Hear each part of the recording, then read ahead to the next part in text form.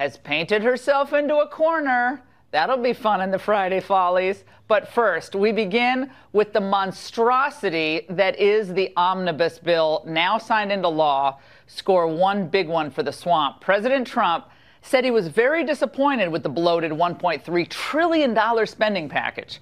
He even threatened this morning, getting our hopes up, that he was going to veto it because it failed to fund the border wall. It did nothing to address DACA. Still, in the end, he signed the bill. I say to Congress, I will never sign another bill like this again. I'm not going to do it again. Nobody read it. It's only hours old. Some people don't even know what it is. $1.3 trillion. It's the second largest ever. So why did no one read it? Well, I realize it's like 2,232 pages long, that's all. But that's all the more reason to read the thing, or do normal course budgeting where it's bill by bill and you can actually digest it one department at a time. But Trump said he signed the omnibus because of a desperate need to fund the military and that he had no choice because of a looming government shutdown. But let's face it. It pains me to say this. The president did have a choice. He could have called Congress back to town and made them pass a continuing resolution until his priorities were funded and we explained this mess to the American people. I tried, in vain, to warn him many times this week. An omnibus spending bill is, this is what you have to know, a legislative scam. It's a business-as-usual spendorama at a time when voters expected just the opposite from a president who campaigned against the corruptocrats in D.C. As I see it right now, tonight, the wall's never going to happen.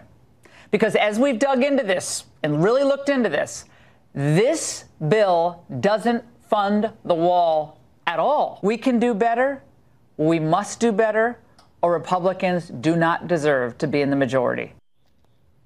Well, voters elected Republicans to both houses of Congress and gave them the presidency to shrink government spending and to shake up the system, not expand government and give in to the system. This is like Christmas for Democrats. I mean, domestic spending goes through the roof. Chuck Schumer's like the cat who ate the canary. He gets his pet rail project. Planned Parenthood, totally funded. Meanwhile, Trump gets a fraction of what he wanted and zero, and I mean zero funding for that big, beautiful concrete border wall. On my radio show this morning, in 3 hours, not a single caller, and I wasn't trying to weed out callers or make it all cute here, but not one wanted the president to sign this legislation. Get that pen, veto that bill, because it's a pork-laden bill. America's a family. It is in debt. That means saying no to some fun stuff, some good stuff, even some popular stuff, so that we can actually have a chance for survival. President Trump, we are with you. The American people are with you, but you need to be with us. Fight for us, President Trump. This bill should be vetoed. I voted for Donald Trump. I was a strong supporter of Trump to stop this sort of thing. And it just needs to be, he's got to take a stand now and stop this. If Trump doesn't veto this bill, he's going to have to write a new book entitled The Art of the Steal. Is this the president's first serious breach with the base? Well, let's ask the only member of Congress with a PhD in economics, Republican from the great Commonwealth of Virginia, Dave Bratt. And Eric Beach is the co-chair of the pro-Trump Great America PAC. And Mustafa Tamiz is a Democratic strategist. Great to have you all late at night on a Friday. It was really important stuff.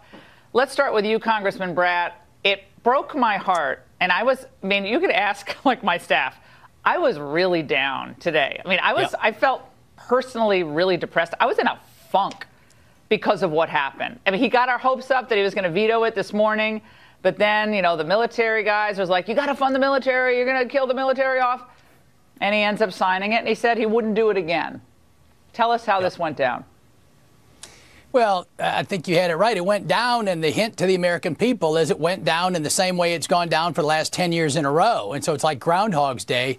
Whenever you're running up to the date, you know it's going to be a disaster. And that's your big hint, right? Why can't you rationally plan the budget ahead of time? You know you need 9 votes in the Senate, right? That's the huge obstacle. We did a budget. The Senate wouldn't do a budget. The Democrats want increased spending on everything. So all that's a given, right? So the president and leadership need to go to the American people at the beginning of the cycle and say, OK, we're going to give the Democrats this, this, and this, but we're going to hold strong on this. And if you shut down, it's on the Democrats. And so we didn't go through that. And then I'm on the budget committee a month ago when we did the budget. This was the spending bill. But back in the budget, the Senate actually wrote in the budget that they will not do a budget for the year coming up in 19. They don't even want to do a budget because they don't want to have a tough vote. And so today that made news. Rush Limbaugh covered it and Sean Hannity covered it. And so President Trump can go to the Senate tomorrow, and we can still get it right in this year's budget. If you don't do a budget, you don't get to do reconciliation. That's a big fancy word, but that's how we were going to get rid of Obamacare until the Senate tanked that one, and they owe us, and that's how we got taxed through. Yep. So we got to move this on, but when the president says, "I'll never do this again, I'll never vote for this again," could it be that he'll never get a chance to vote on something like this again, Congressman, given what we know happens in the U.S. Congress with spending? Yeah, well, I hate to get pessimistic, but the base is dejected. And so he needs to come out and not only say, I won't do it again, but take the initiative and show him what he's going to do in the next few months and force it on the Senate. Yes, you're right. This may not happen again. Because the Senate said we're not going to do a budget this year. Thank you. And then God help us, if we lose the House, then it really won't happen again. Right. We're in a unique opportunity right now to hit it out of the park, and we've got to do that in the next months before November. Mustafa, I want to go to you because I was watching Chuck Schumer and Nancy Pelosi and all these Democrats. And I had some Democrats on this week, and they were in the best mood. They were like, we're getting Planned Parenthood. They were like thrilled. And I said, if I were you, I would be really happy too. And I just said, I got to hand it to you. I never thought this would happen, but I got to hand it to you. This is what Wolf Blitzer said after the president signed the legislation today. Let's watch. He signs this, Gloria, into law, 2,200 pages, even though he says no one has read it, including himself. Right. Which raises the question, why sign something into law that you haven't even read? Well, so he's not getting any credit for it.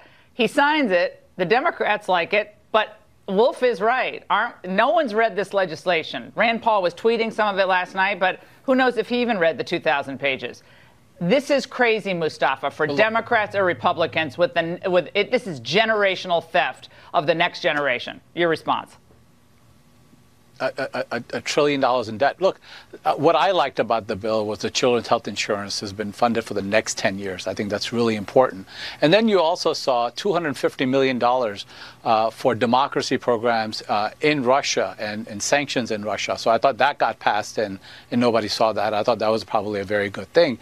But I think Republican voters have to ask themselves, they've voted for a Republican House, a Republican Senate, and a Republican president, and they're still not getting what they want. So in this 2018 election for the midterms, they should ask themselves, should they be voting for Republicans or should they be voting for libertarians? Or should they be, sending a message to Republicans and not voting at all or voting for even Democrats?